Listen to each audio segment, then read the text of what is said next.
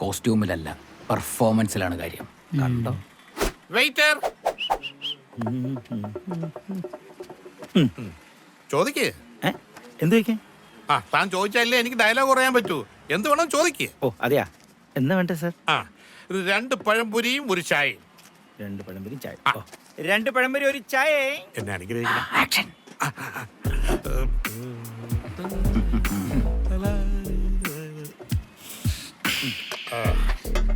പിന്നെ ഓ 2 പൊറോട്ടേന്റെ കൂടെ ഉള്ള സാമ്പാർ പെട്ടെന്ന് വേണം. ആ. ഇനി സപ്ലൈർ വഴിയിൽ എന്തെങ്കിലും പ്രശ്നമാണോ? ആളുടെ പ്ലാൻ ആണോ? ഒന്നും പറയാൻ പറ്റില്ല. ശംഭു മഹാദേവൻ ഈസ് അൻ അൺപ്രഡിക്റ്റബിൾ ആക്ടർ. I C.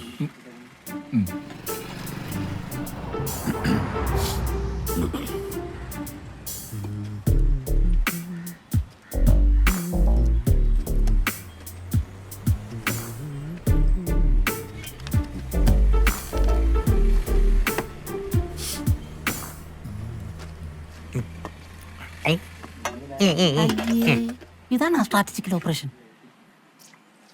ഇതെന്താണ് സ്ക്രിപ്റ്റിലില്ലാത്ത പുതിയൊരു സീൻ? ഓൻ കൈന്നിട്ടായിരിക്കും. കിരണേ പൊളിയൂ. വെയിറ്റ് ചെയ്യ്. ശംഭു മഹാദേവൻ വെറുതെ ഒന്നും ചെയ്യില്ല. സിറ്റുവേഷൻ ഓക്കെ ആന്ന് കയറി ചെന്ന് പറഞ്ഞാലാ. തിരക്കാക്കല്ല, ഒരു കാര്യം ചെയ്യുമ്പോൾ പരിസരമൊന്ന് ശ്രദ്ധിക്കണം. കൊളായി കഴിഞ്ഞാൽ എൻ്റെ ജീവിതം പോവും. പിന്നെ സൊസൈറ്റി പവിത്രനില്ല. നീ ഒരു കാര്യം ചെയ്യ്, അതിൻ്റെ അകത്ത് പോയിട്ട് എന്തെല്ലാം നടക്കും നോക്കിയിട്ട് വാ. ഞാനാ? നീ എന്നെ പിന്നാലെ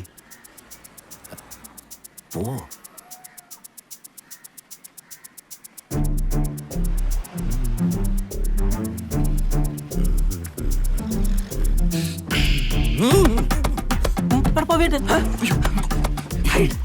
ഇല്ല, എനിക്ക് തോന്നിയാന്ന്. ഇല്ല ചന്ദ്രേട്ട ഓടിക്കോ ഓടിക്കോ. എന്തിനാ? എന്തായി? നമ്മളെ പിള്ളേരകത്തുണ്ട്. അതെയാ? അപ്പൊ നകലേ എനക്കെങ്ങനെ അറിയില്ല.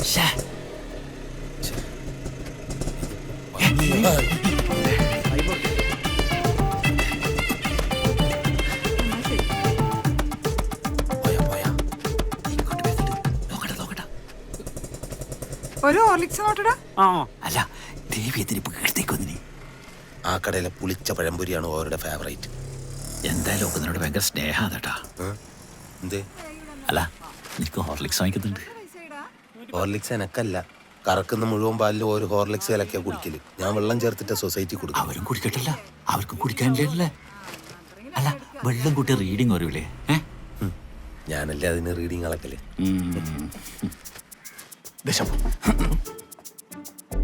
നമ്മൾ ഇതിലില്ല.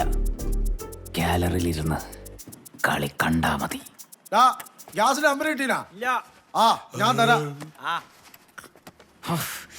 ഏമ്പക്കം കണ്ട നാച്ചുറൽ ആക്ടിങ്. ഇത്രയും വാരി വലിച്ചു പിടിഞ്ഞ ആർക്കാണേലും ഏമ്പക്കം വരും, സ്വാഭാവികം. അതിന് തന്നെയാണ് നാച്ചുറൽ ആക്ടിങ് പറയുന്നത്. 48. ആ, ഫോട്ടോ അകത്തിരിക്കട്ടെ. ദാ, അത്. അയ്യോ.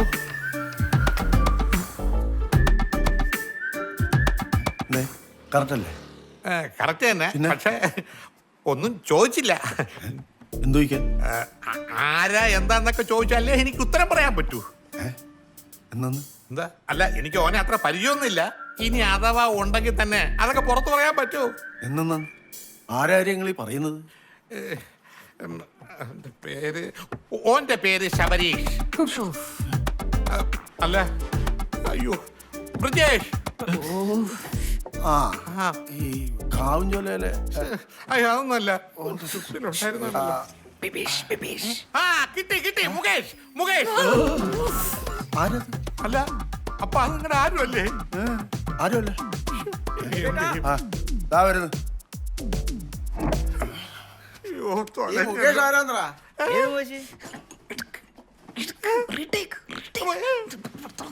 ഫോട്ടോ എടുക്കാം.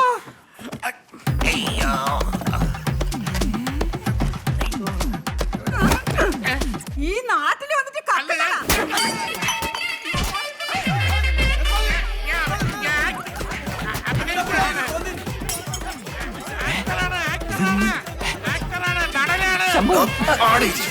എല്ലാം കൊളായില്ലേ?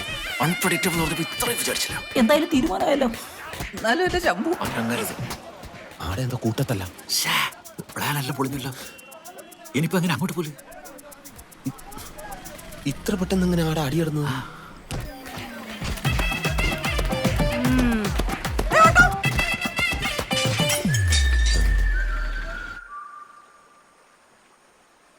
ടെൻഷൻ ആവണ്ട, ചന്ദ്രേട്ടൻ അച്ഛനെ കാണാൻ പോയിട്ടുണ്ടല്ലോ. വരട്ടെ. ഇന്നില്ലേ ഹോട്ടലിൽ അടി നടന്നിന്, അതുകൊണ്ടാ കാണാൻ പറ്റാ ഞാൻ. ഓനവിടെ ചൊറയാക്കി കൊണ്ടിരിക്കുന്നുണ്ട്. ഓൻ എന്തോ പ്രീ വെഡിങ് ഷൂട്ട് നടത്തണോലോ, അതും നാളെ തന്നെ. പ്രീ വെഡിങ്ങാ? അതൊന്നും നടക്കാൻ പോകുന്നില്ല. ഓൻ ആരെ ഇതൊക്കെ തീരുമാനിക്കാൻ? അല്ല, നിങ്ങപ്പോ എന്തെങ്കിലും പ്രശ്നമാക്കി കഴിഞ്ഞാൽ ഇത് അച്ഛനറിയും. അച്ഛൻ അറിഞ്ഞു കഴിഞ്ഞാൽ ഇത് വാശി കൂടി ഇന്ന് തന്നെ കല്യാണം കഴിപ്പിക്കില്ലേ? അതുകൊണ്ട് ഞാൻ അതിന് നിന്നു കൊടുക്കണമെന്നാ നിങ്ങൾ പറയുന്നത്?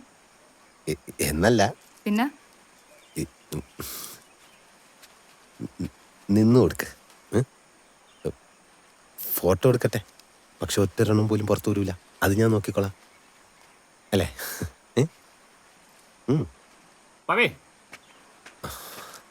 എന്തായി ചന്ദ്രേട്ടാ? ഒന്നും നടക്കൂലടോ. അയാള് കല്യാണം നേരത്തെ ആക്കുന്ന പറഞ്ഞ ഒരു 2 മാസത്തിലുണ്ടാവും. പവിയേട്ടാ ഇനിയിപ്പോ? അല്ല, നിങ്ങൾ പേടിക്കണ്ട. നമ്മ എന്താണെന്നൊന്ന് ആലോചിക്കട്ടെ.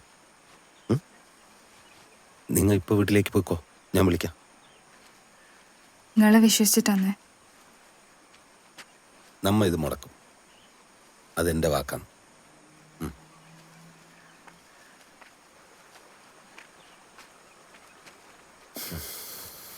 അല്ല, നീ എങ്ങനെ കല്യാണം മുടക്കുന്ന ഉറപ്പ് കൊടുത്തേ? നിങ്ങളെ കണ്ടിട്ട് പവേ, എൻ്റെ കയ്യിൽ കൊനഷ്ടൊന്നുമില്ല. നിങ്ങളാകുമ്പോ എന്തെങ്കിലും കിട്ടും, ആലോചിക്ക്. അല്ല, അയാളെന്തിനാ കല്യാണം നേരത്തെ നടത്തുന്നത്? അയാളെ ആരെല്ലോ വിളിച്ചിട്ട് മുടക്കാൻ നോക്കുന്നുണ്ടല്ലോ. ഞാനുണ്ടായാലും അതിന് 3-4 കോള്. വേറെ ആരായി കല്യാണം മുടക്കാൻ നോക്കുന്നത്? മിസ്റ്റർ രവി, ഒരു പെൺകുട്ടിയുടെ ഭാവിനെ ഓർത്താണ് ഞങ്ങൾ ഇങ്ങനെ തുടർച്ചയായി നിങ്ങളെ വിളിച്ചുകൊണ്ടിരിക്കുന്നത്. നിങ്ങൾ ഈ ഫോൺ കട്ട് ചെയ്തതുകൊണ്ടൊന്നും ഞങ്ങൾക്ക് പറയാനുള്ള സത്യങ്ങൾ ഇല്ലാതാവുന്നില്ല. ഇനിയെങ്കിലും ഞങ്ങൾക്ക് പറയാനുള്ള കാര്യങ്ങൾ കേൾക്കാനുള്ള മനസ്സ് നിങ്ങൾ കാണിക്കണം, പ്ലീസ്. ആ പറയ്. കേൾക്കാന്ന് പറഞ്ഞു.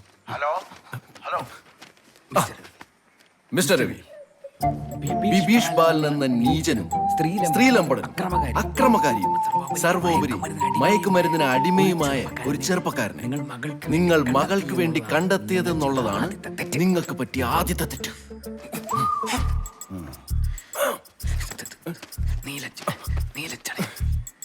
നീലച്ചടയനടിച്ച് നീലാകാശത്ത് പാറി നീലചിത്രങ്ങൾ കണ്ട് നിലാവിൽ സ്വൈര്യവിഹാരം നടത്തുന്ന ഒരു നികൃഷ്ട ജീവിക്ക് താൻ താലോലിച്ചു വളർത്തിയ സ്വന്തം മകളെ കൈപിടിച്ചേൽപ്പിക്കാൻ മാത്രം ക്രൂരനാണോ രവീന്ദ്ര ഹോട്ടൽ മുതലാളി മിസ്റ്റർ രവീന്ദ്ര തൈക്കാട്ടിൽ? എന്തോ ഡയലോഗാന്നറ. അല്ല, ഈ കല്യാണം മുടക്കുന്നോണ്ട് നിങ്ങൾക്കെന്നാ ലാഭം? ലാഭം